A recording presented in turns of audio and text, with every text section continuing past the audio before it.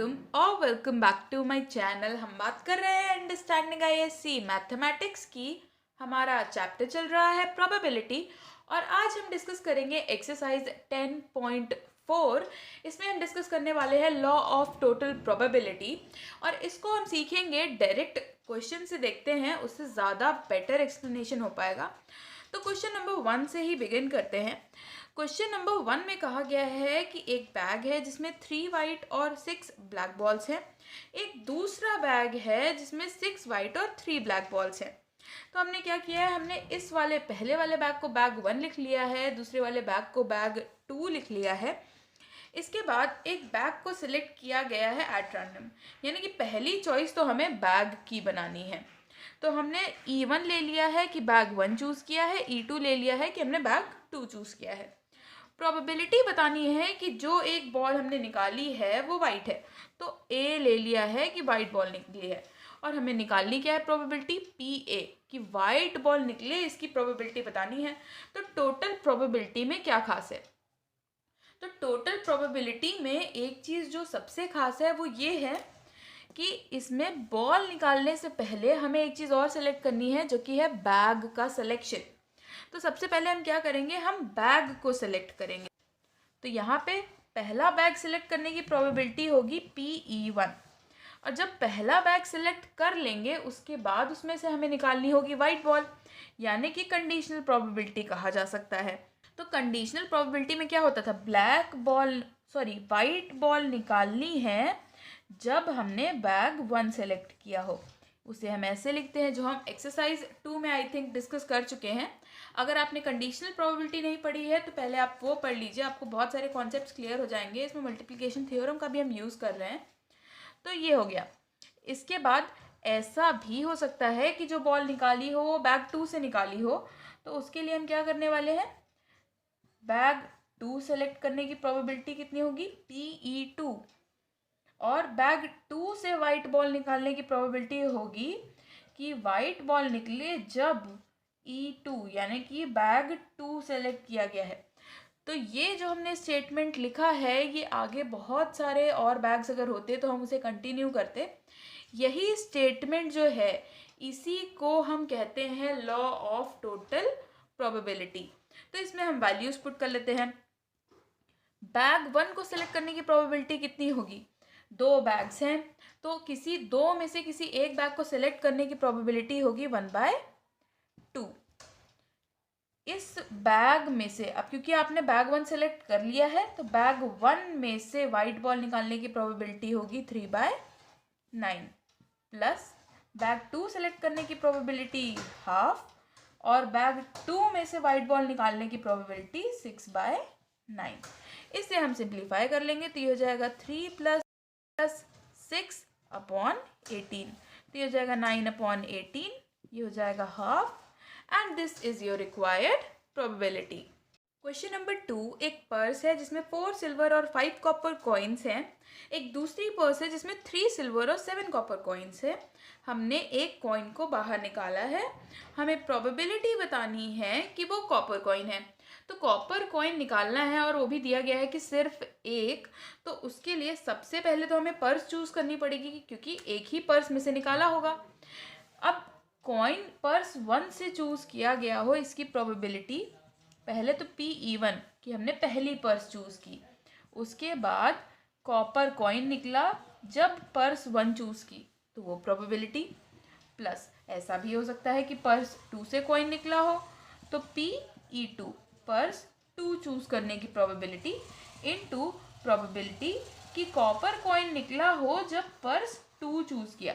तो ये हो गई हमारी टोटल प्रोबेबिलिटी। वैल्यूज पुट कर लेंगे। एक चीज़ ध्यान रखनी है कि जब तक स्पेसिफाई ना किया जाए कि किस पर्स को चूज़ करने की प्रोबेबिलिटी ज़्यादा है या कम है या कितनी है, हम मान के चलेंगे कि किसी भी पर्स या किसी भी बैग जो भी आपको दिया गया है उसको सेलेक्ट करने की इक्वल प्रोबेबिलिटी है, सेम चांसेस हैं। तो 2 पर्सेस हैं तो एक पर्स सेलेक्ट करने की प्रोबेबिलिटी होगी 1/2।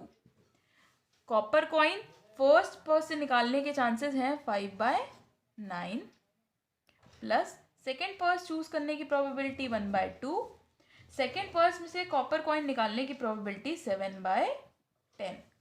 इसे सिंप्लीफाई कर लेंगे तो ये हो जाएगा, एलसीएम ले लेते हैं तो यहाँ पे आ जाएगा 180। तो ये हो जाएगा हमारे पास 5 × 10 50 प्लस यहाँ पे हो जाएगा 9 × 7 63। तो ये टोटल आ गया हमारे पास 113/180 and this will be your answer. Question number 3, एक पर्सन है जिसने कंस्ट्रक्शन जॉब अंडरटेक किया है और पॉसिबिलिटी है कि वहाँ पे स्ट्राइक हो। कितनी पॉसिबिलिटी है और क्या है कैसे है वो हम बाद में देखेंगे। तो एक तो पॉसिबिलिटी है कि स्ट्राइक हो, ऐसा भी हो सकता है अगर स्ट्राइक होने की पॉसिबिलिटी है तो ना स्ट्राइक होने की भी पॉसिबिलिटी है।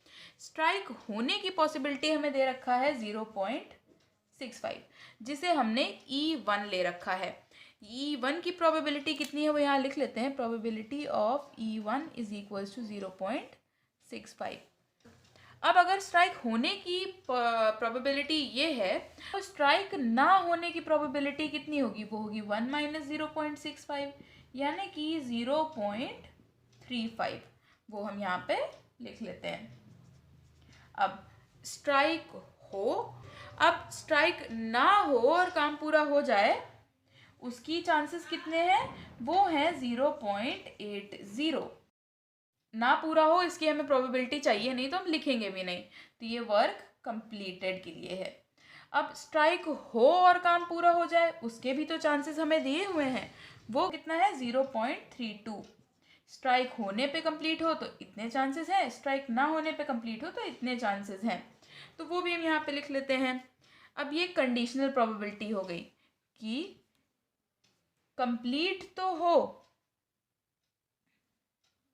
पर हमारा क्या हो, स्ट्राइक हो तब कंप्लीट हो, उसकी प्रोबेबिलिटी है 0.32। अगर ऐसा है कि कंप्लीट हो पर स्ट्राइक ना हुआ हो तो उसकी प्रोबेबिलिटी हमारे पास 0.80। तो यहाँ पे हमें कंडीशनल प्रोबेबिलिटी बहुत काम आ रही है। आप ऐसे चाहें तो चार्ट ज़रूर बना सकते हैं, काफ़ी हेल्प हो जाएगी आपको। यहाँ पे हम लिख लेंगे लॉ ऑफ टोटल प्रोबेबिलिटी। हमें निकालनी है कि जॉब कंप्लीट हो। अगर स्ट्राइक हुई है तो पहले तो स्ट्राइक होने की प्रोबेबिलिटी, फिर अगर स्ट्राइक हुई हो तो काम भी पूरा हुआ हो उसकी प्रोबेबिलिटी, प्लस अगर स्ट्राइक नहीं हुई है तो उसकी प्रोबेबिलिटी, और अगर स्ट्राइक नहीं हुई है तब काम पूरे होने की प्रोबेबिलिटी। लिख लेंगे वैल्यूज़। PE1 है 0.65 इंटू यहाँ पे 0.32 प्लस यहाँ पे 0.35 इंटू 0.80।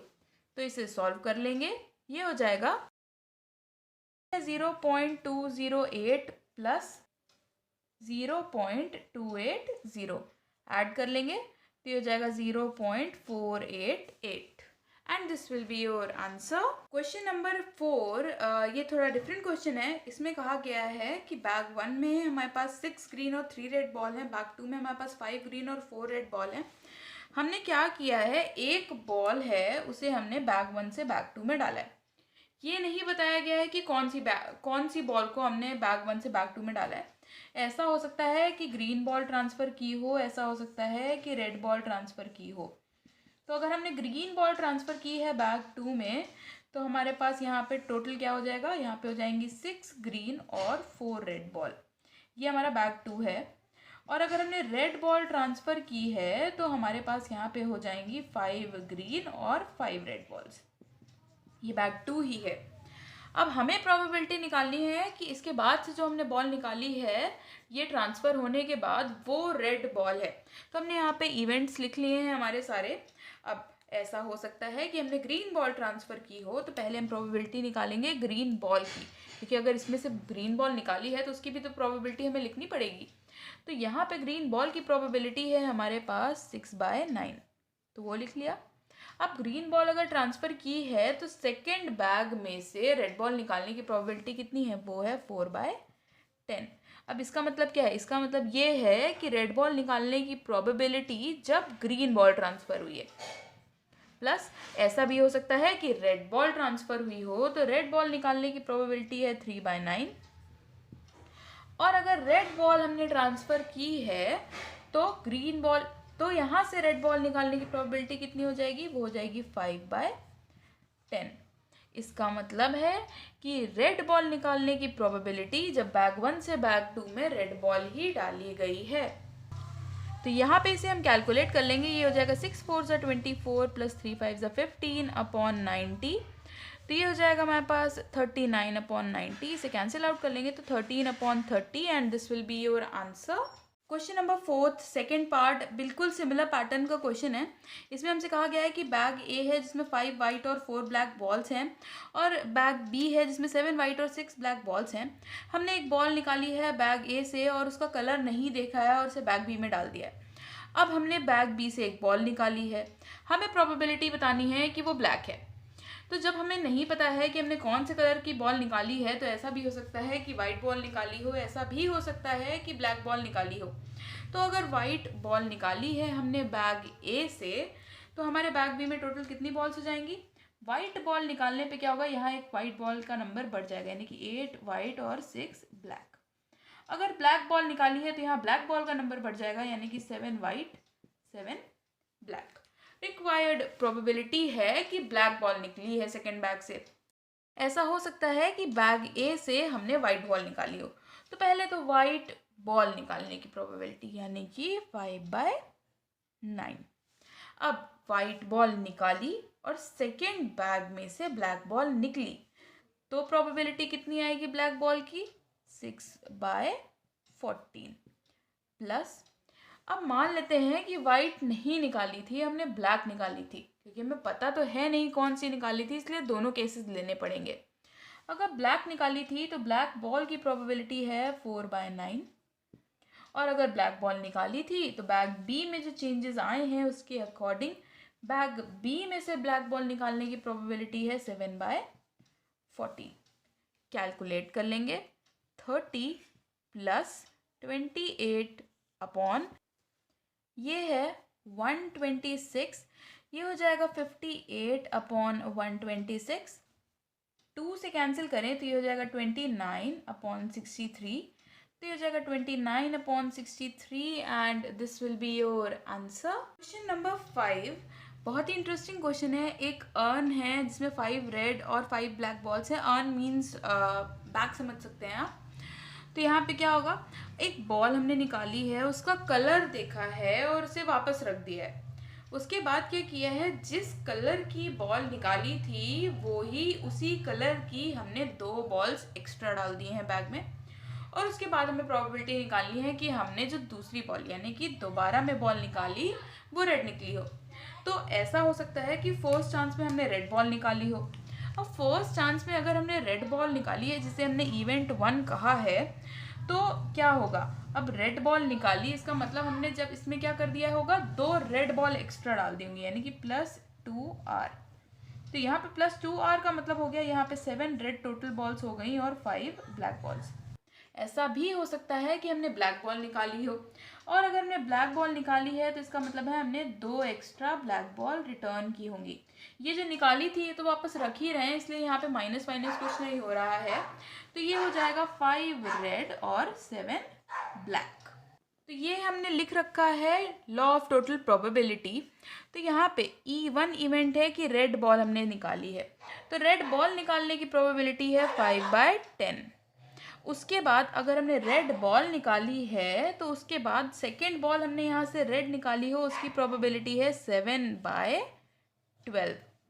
प्लस ऐसा भी हो सकता है कि हमने ब्लैक बॉल निकाली थी फर्स्ट टर्न में, तो ब्लैक बॉल निकालने की प्रोबेबिलिटी है 5/10। इसके बाद अब हमने यहाँ से रेड बॉल निकाली है, इसके चांसेस है 5/12। तो इसे यहाँ पे लिख लेंगे। 5/10 को कॉमन ले सकते हैं, या फिर हम कह सकते हैं कि 1/2 को कॉमन ले सकते हैं। तो ये 1/2 कॉमन लिया तो ये हो जाएगा 7 + 5 अपॉन 12। 7 + 5 होता है 12, तो ये हो जाएगा 1/2, 12/12 कैंसिल हो जाएगा, ये आ जाएगा 1/2 and this will be your answer. Question number 6 2 bags हैं, एक में 3 ब्लैक और 4 वाइट बॉल्स हैं, एक में 4 ब्लैक और 3 वाइट बॉल्स हैं। हमसे कहा गया है कि अगर हम एक डाई को रोल करते हैं, यानी कि एक डाई जिसमें 1 से लेकर 6 तक नंबर्स लिखे हुए हैं उसे रोल करते हैं और उस पर 1 या 3 आता है तो हम बैग 1 से बॉल निकालेंगे। अगर 1 या 3 के अलावा कोई नंबर आता है यानी कि 2, 4, 5 या 6 नंबर आता है तो हम बैग 2 से बॉल निकालेंगे। तो बेसिकली हमारे डाई पे डिपेंड करता है कि हम कौन सा बैग निकालेंगे। तो यहाँ पे हम क्या कर रहे हैं, हमें प्रोबेबिलिटी निकालनी है हमें ब्लैक बॉल की। तो यहाँ पे जब हम वैल्यूज पुट करेंगे तो देख लेते हैं, बैग 1 सेलेक्ट किया हो ये डिपेंड करता है कि डाई पे 1 आया है या 3 आया है। इस पे 1 और 3 आने की प्रोबेबिलिटी होती है डाई पे 2/6, क्योंकि टोटल 6 नंबर हैं और 1 और 3 2 नंबर हो गए तो 2/6। नॉर्मल सी क्वेश्चन है ये। तो इसके बाद बैग 1 सेलेक्ट कर लिया हमने, बैग 1 सेलेक्ट किया और उसमें से ब्लैक बॉल निकले तो इसकी प्रोबेबिलिटी है 3/7। टोटल नंबर ऑफ बॉल्स 7 है। प्लस ऐसा भी हो सकता है कि 1 और 3 ना आया हो, कोई और नंबर आया हो, तो उसकी प्रोबेबिलिटी कितनी हो जाएगी, 1 में से माइनस करके हम निकाल सकते हैं, या फिर डायरेक्टली यहाँ पे 4 नंबर हैं तो 4/6। अब बैग 2 सेलेक्ट हुआ हो और उसमें से हमने ब्लैक बॉल निकाली हो, इसकी प्रोबेबिलिटी है 4/7। सिंप्लीफाई कर लेंगे, सॉल्व कर लेंगे तो ये हो जाएगा एलसीएम में 42, ये हो जाएगा 6 + 16, ये हो जाएगा 22/42, कैंसिल करेंगे तो ये हो जाएगा 11/21 and this will be your answer. Question number 7, very similar yet very different question. इसमें क्या है, 3 अर्न्स हैं, इसमें हमें रिस्पेक्टिव बॉल्स दे रखी हैं वाइट और ब्लैक। हमें प्रोबेबिलिटी निकालनी है कि हमने एक वाइट बॉल निकाली है। तो वाइट बॉल निकालने के लिए हमने तीनों में से एक अर्न को तो पहले सेलेक्ट किया ही होगा। मान लेते हैं हमने अर्न 1 को सेलेक्ट किया, तो पहले अर्न 1 निकालने की प्रोबेबिलिटी, अर्न 1 चूज़ करने की प्रोबेबिलिटी, फिर अर्न 1 चूज़ किया और वाइट बॉल निकाली उसकी प्रोबेबिलिटी, फिर अर्न 2 भी तो चूज़ कर सकते हैं तो अर्न 2 चूज़ करने की प्रोबेबिलिटी, और अगर अर्न 2 चूज़ किया है तो अर्न 2 चूज़ किया और वाइट बॉल निकली उसकी प्रोबेबिलिटी यहाँ पे लिखेंगे A when E2 has happened। अब अभी तक हम सिर्फ 2 केसेस पढ़ रहे थे, इस वाले क्वेश्चन में ऐसा है कि एक थर्ड अर्न भी है। तो ऐसा भी हो सकता है कि हमने थर्ड अर्न सेलेक्ट किया हो और अगर थर्ड अर्न सेलेक्ट किया है तो इससे भी वाइट बॉल निकल सकती है। तो वाइट बॉल सेलेक्ट करना, वाइट बॉल निकालना जब हमने थर्ड अर्न सेलेक्ट किया हो। तो यहाँ पे E3, इस तरह से हमने टोटल प्रोबेबिलिटी लिख ली। अब हम क्या करेंगे, अब हम यहाँ पे लिख लेंगे वैल्यूज़। अब किसी भी अर्न को हमने रैंडमली सेलेक्ट किया है, हमें कोई इसमें अलग से वैल्यू नहीं दी गई है, इसका मतलब है इक्वल चांसेस हैं किसी भी अर्न को सेलेक्ट करने के। अब 3 अर्न है, 3 में से एक अर्न सेलेक्ट किया है तो उसकी प्रोबेबिलिटी हो जाएगी 1/3। जब पहला अर्न सेलेक्ट किया है तो वाइट बॉल निकलने की probability 2/5 plus second earn choose करने की प्रोबेबिलिटी 1/3, सेकेंड अर्न में से वाइट बॉल निकालने की probability 4/5 plus third earn select करने की प्रोबेबिलिटी 1/3 और थर्ड अर्न में से वाइट बॉल निकालने की प्रोबेबिलिटी 3/5। सिंप्लीफाई कर लेंगे, ये हो जाएगा एलसीएम में 15, ये हो जाएगा 2 + 4 + 3 तो ये हो जाएगा 9/15, कैंसिल करेंगे तो ये हो जाएगा 3/5 and this will be your answer. Number 8, good question. एक प्रोडक्ट मैन्युफैक्चर हो रहा है किन्हीं 3 में से एक मशीन से, A, B और C 3 मशीन्स हैं, 3 में से किसी एक मशीन से प्रोडक्ट मैन्युफैक्चर हो रहा है। तो उन तीनों की रिस्पेक्टिव प्रोबेबिलिटी दे रखी है कि किसमें कितने चांसेस हैं उसके प्रोड्यूस होने के। 25% चांसेस है कि वो A में प्रोड्यूस हो रहा है, 35% चांसेस है कि वो B में प्रोड्यूस हो रहा है और 40% चांसेस है कि वो C में प्रोड्यूस हो रहा है। इसके बाद हमसे बोला गया कि हमने एक किसी प्रोडक्ट को सेलेक्ट किया है, हमें बताना है कि वो डिफेक्टिव है। हमें ये भी दे रखा है कि अगर A मशीन से वो बन रहा है तो 5% चांसेस हैं कि वो डिफेक्टिव निकले। ये हम डिफेक्टिव का लिख रहे हैं, नॉन डिफेक्टिव का हम नहीं लिखेंगे। अब अगर B में बन रहा है तो चांसेस हैं कि 4% चांसेस हैं कि वो डिफेक्टिव निकले। नॉन डिफेक्टिव का हम नहीं देखेंगे क्योंकि हमें डिफेक्टिव की ही प्रोबेबिलिटी निकालनी है। ऐसा भी दिया है कि C में अगर वो बन रहा है तो 2% चांसेस हैं कि वो डिफेक्टिव निकले। तो ये हमें डिफेक्टिव की रिस्पेक्टिव प्रोबेबिलिटीज दे रखी है। तो ये हमने ऐसे फ्लो चार्ट टाइप का बना लिया है। अब हम क्या करने वाले हैं, अब हम इसे सॉल्व करने वाले हैं। तो यहाँ पे क्या करेंगे, पहले हमें प्रोबेबिलिटी निकालनी है कि डिफेक्टिव है। तो डिफेक्टिव के लिए क्या होगा, ऐसा हो सकता है कि ए में बना हो, तो प्रोबेबिलिटी E1 इवेंट कि ए मशीन सेलेक्ट की है। उसके बाद पीस डिफेक्टिव निकल जाए तो इसके लिए क्या, डिफेक्टिव निकले जब ए में बना हो। प्लस ऐसा भी हो सकता है कि 2 में बना हो तो कि बी में बना हो, तो PE2 यानी कि बी मशीन को सिलेक्ट करने की प्रोबेबिलिटी। अब बी मशीन में बना हो और डिफेक्टिव निकल जाए तो A/E2। ऐसा भी हो सकता है कि सी मशीन सेलेक्ट की हो तो PE3। थर्ड मशीन यानी कि सी मशीन सेलेक्ट की हो और सामान डिफेक्टिव निकल जाए, इसकी भी प्रोबेबिलिटी। तो ये भी कंडीशनल प्रोबेबिलिटी। यहाँ पे लिख लेंगे रिस्पेक्टिव प्रोबेबिलिटी। परसेंटेज दिया हो या डेसिमल दिया हो या फ्रैक्शन दिया हो, क्या ही फ़र्क पड़ता है, क्योंकि परसेंटेज, डेसिमल और फ्रैक्शन अलग अलग रिप्रेजेंटेशन है सेम वैल्यू के। तो 25% चांसेस है कि मशीन ए सेलेक्ट हुई है, तो इसको हम लिख सकते हैं 25/100। अब 5% चांसेस हैं कि ए मशीन सेलेक्ट हुई हो और सामान डिफेक्टिव निकल जाए, तो 5%। प्लस बी मशीन सेलेक्ट होने के 35% चांसेस, और बी मशीन सेलेक्ट हुई हो और सामान डिफेक्टिव निकल जाए 4% चांसेस। सी मशीन सेलेक्ट करने के 40% चांसेस और सामान डिफेक्टिव निकल जाए, जब हमने सी मशीन सेलेक्ट की है वो 2% चांसेस। इसे हम थोड़ा सा सिंप्लीफाई कर लेंगे। सारे में हम देख सकते हैं कि 5 से डिविजिबल है, तो एक काम करेंगे 5 से डिवाइड कर लेंगे, तो ये हो जाएगा 5 5 ज़ा, ये हो जाएगा 20। यहाँ पे भी 5 7 ज़ा 20, यहाँ पे 5 8 ज़ा और ये 20। तो यहाँ कॉमन लेंगे तो ये हो जाएगा 2000 हमारा LCM, 25 प्लस 28 प्लस 16, तो ये हो जाएगा 69/2000 and this will be your answer. Question number 9, हमें 3 बैग्स दे रखे हैं ABC, और उसमें हमें रिस्पेक्टिव बॉल्स दे रखी हैं वाइट, ब्लू और रेड। तो वो हमने लिख लिया है E1 E2 और E3 को मान लिया है कि बैग ABC को सेलेक्ट करने की हमारे इवेंट्स हैं। तो यहाँ पे हमें प्रोबेबिलिटी निकालनी है कि हमने 2 बॉल्स निकाली हैं और वो वाइट और रेड हैं। तो अभी तक जो हमने कॉन्सेप्ट यूज़ किया है, डिट्टो बिल्कुल वैसा ही कॉन्सेप्ट यूज़ करते हुए यहाँ पे क्या होने वाला है, मान लेते हैं हमने अगर बैग ए सिलेक्ट किया है तो बैग ए सिलेक्ट करने की प्रोबेबिलिटी 1/3, क्योंकि हमें इक्वल प्रोबेबिलिटी मान के चलनी है अभी।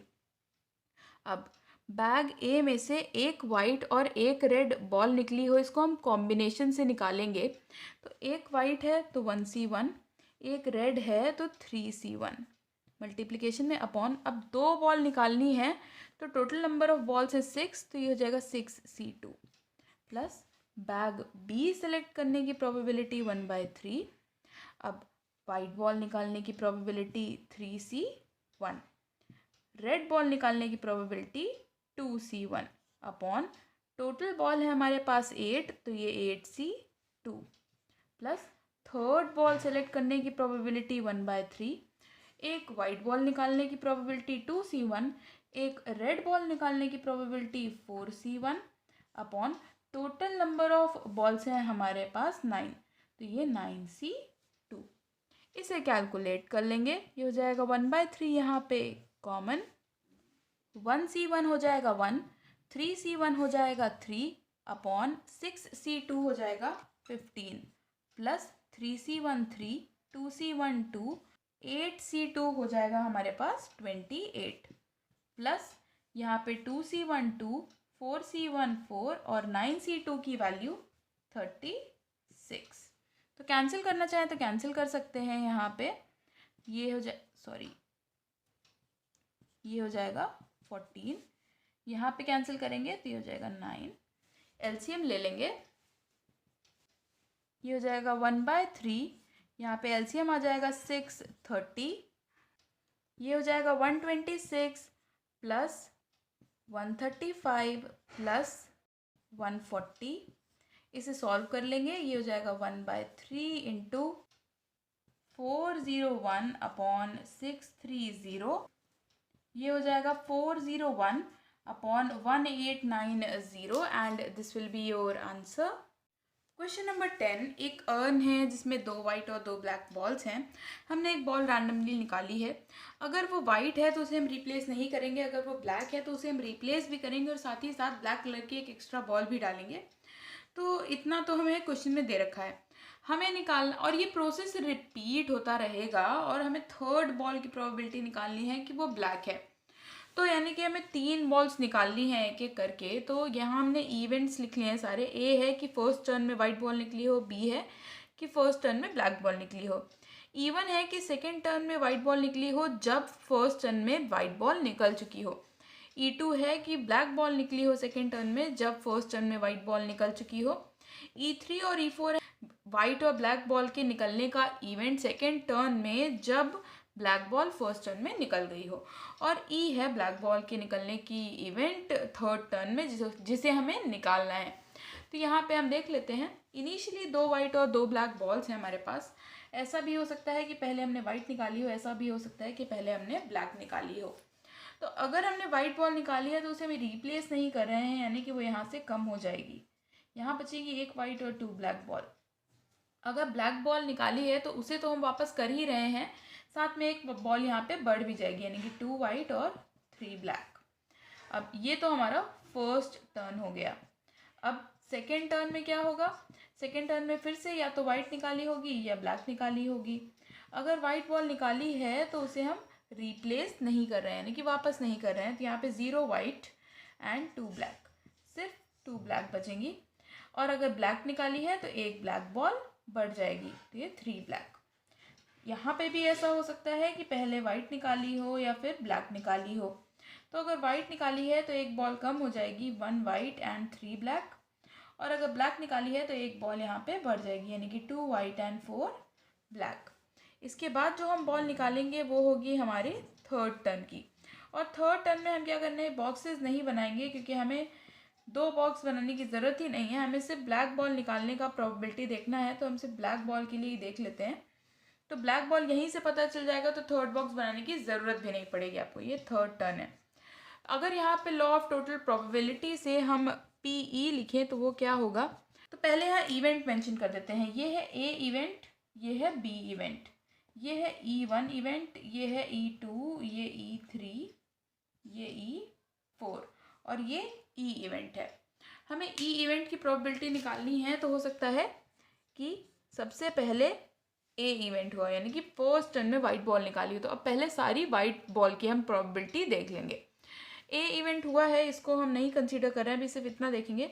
तो जब A हो चुका है तो ऐसा हो सकता है कि E1 हुआ हो। तो कैसे लिखेंगे?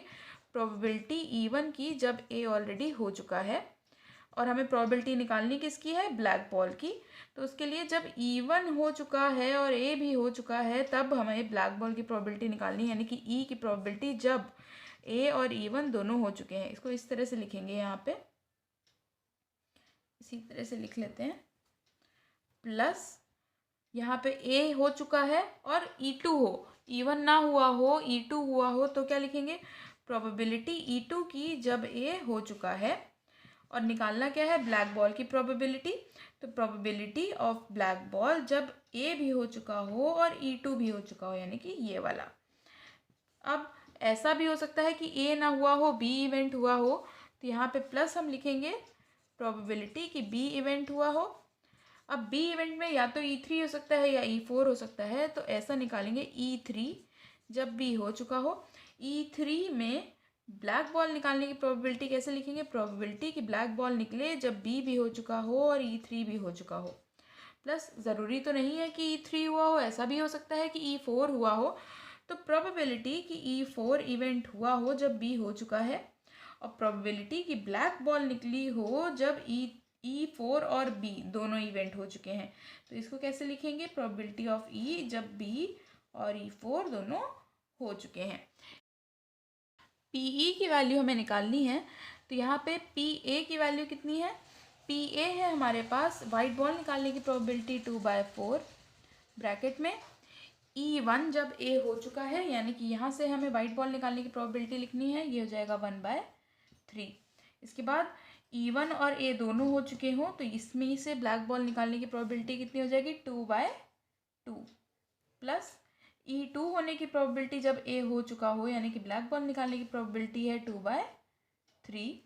जब E2 और A दोनों हो चुके हो तब ब्लैक बॉल निकालने की प्रोबेबिलिटी कितनी है? 3/4 bracket close, plus B event होने की प्रोबेबिलिटी 2/4 ब्रैकेट में।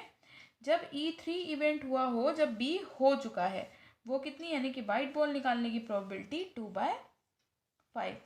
वाइट बॉल निकलने के बाद, यानी कि E3 और B दोनों के होने के बाद ब्लैक बॉल निकालने की प्रोबेबिलिटी हो जाएगी 3/4, प्लस ऐसा भी हो सकता है कि E4 हुआ हो। अगर E4 हुआ है तो यहाँ पे ब्लैक बॉल निकालने की प्रोबेबिलिटी है हमारे पास 3/5। अब ब्लैक बॉल निकली हो और उसके बाद फिर थर्ड टर्न में भी ब्लैक बॉल निकली हो, यानी कि E4 और B दोनों हो चुके हों, तब ब्लैक बॉल निकलने की प्रोबेबिलिटी है 4/6। इसे सिंप्लीफाई कर लेंगे, ये हो जाएगा 1/2, ये भी 1/2, यहाँ पे 2 और 2 कैंसिल, यहाँ पे भी कैंसिल, यहाँ पे भी और यहाँ पे भी। इसे सिंप्लीफाई करके यहाँ पे 1/2 कॉमन ले लेते हैं, ये हो जाएगा 1/3, प्लस ये 3 और 3 कैंसिल, यहाँ पे 1/2 प्लस 3/10 प्लस 4/10। एलसीएम ले लेंगे तो ये हो जाएगा 1/2 यहाँ कॉमन, यहाँ पे एलसीएम लेंगे, ये हो जाएगा हमारे पास 30। तो ये हो जाएगा हमारे पास 10 प्लस 15 प्लस 7 इंटू 3 21, ये हो जाएगा 46/60। इसे कैंसिल करेंगे तो ये हो जाएगा 23/30, and this will be your answer. Guys, if you like this video, do give it a thumbs up. Also subscribe to my channel if you haven't already. Thank you so much for watching.